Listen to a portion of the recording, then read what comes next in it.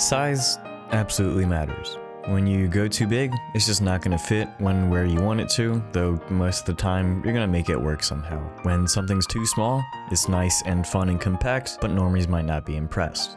There's always the right size, but today we're breaking the norm. We don't care about the right size or what people are going to think of you. We're going for small and fun, and this is exactly what we're talking about. This is the TTArtisan 25mm f2 pancake lens. TTArtisan is one of the more well-known budget lens brands for mirrorless and rangefinder cameras. I've made a video about one of their lenses, and it's one of my most used telephoto lenses to this day. Anyway, from my experience so far, I am in love with the unique look this lens has. I, being a bit of an edgy boy, very much prefer lenses that produce images with plenty of character over ultra-sharp lenses with quote-unquote perfect images. This 25mm is the embodiment of character. But first, let's get into the size.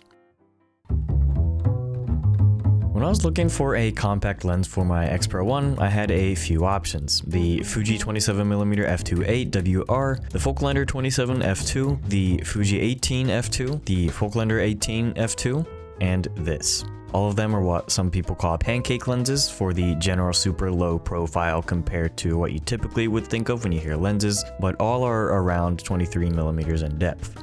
All of them have aperture rings. The Fuji lenses have autofocus, and the Folklanders and TTArtisan are manual focus, but the former can communicate with a selection of Fuji cameras.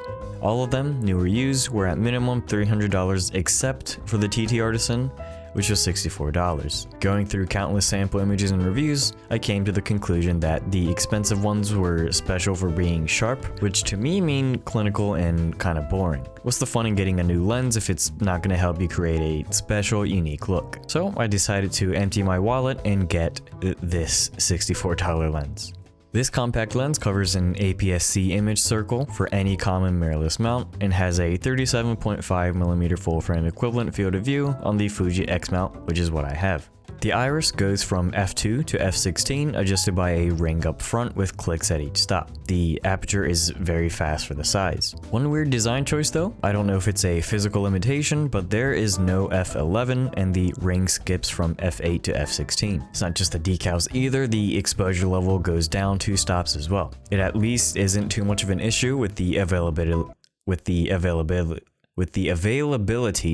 It at least isn't too much of an issue with the availability of different shutter speeds and ISOs on a modern digital camera. When I received my product, I noticed there was a bit of play in the mount. I contacted TTArtisan about this and they sent me a replacement bayonet and the issue is now fixed. The focus unfortunately isn't internal and the front element does move in and out, albeit only a very small amount. As I mentioned, the lens does not have autofocus and is completely manual. The focus throw is quite short at just over 90 degrees, but the ring is smooth and has a nice amount of resistance, and focusing is easy as well. And the final quirk, I guess, is the lens cap. I've never had any like this previously, but it screws in. It is a bit annoying, and I'm not a fan of it, being time consuming and loud attaching and removing the metal cap, but at least it's secure. The materials used feel good, and there's a nice heft of density for its size.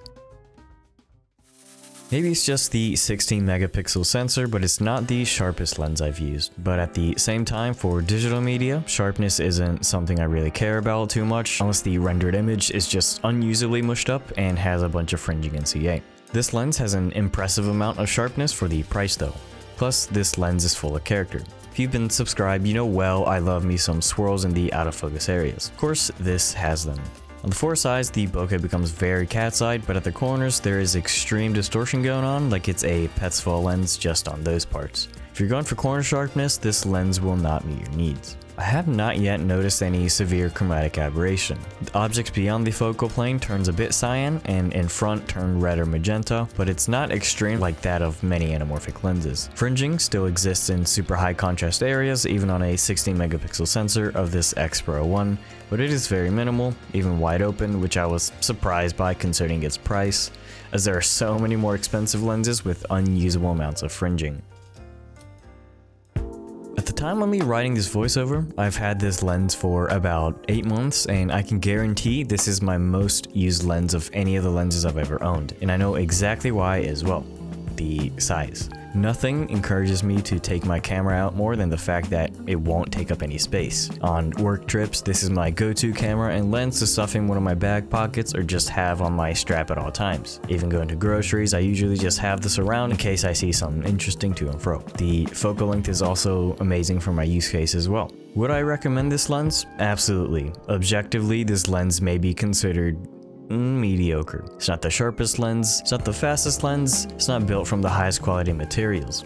But again, it's $64. No new native mirrorless lens can be this quote-unquote decent, I guess, for this amount of money. It's about the same profile, or even smaller, as my M-mount rangefinder, which is infamously compact. So I've concluded with that camera as well. The thing that I think matters most with any camera or lens, with an exception of using it for work, is that you take it with you often and actually use it. You are more likely to use a small profile snappy boy than a gigantic Canon you need a whole van and a rig to lug around. With that, I hope you enjoy the video, and I actually genuinely have a flight to catch, so stay safe. Don't die. See ya.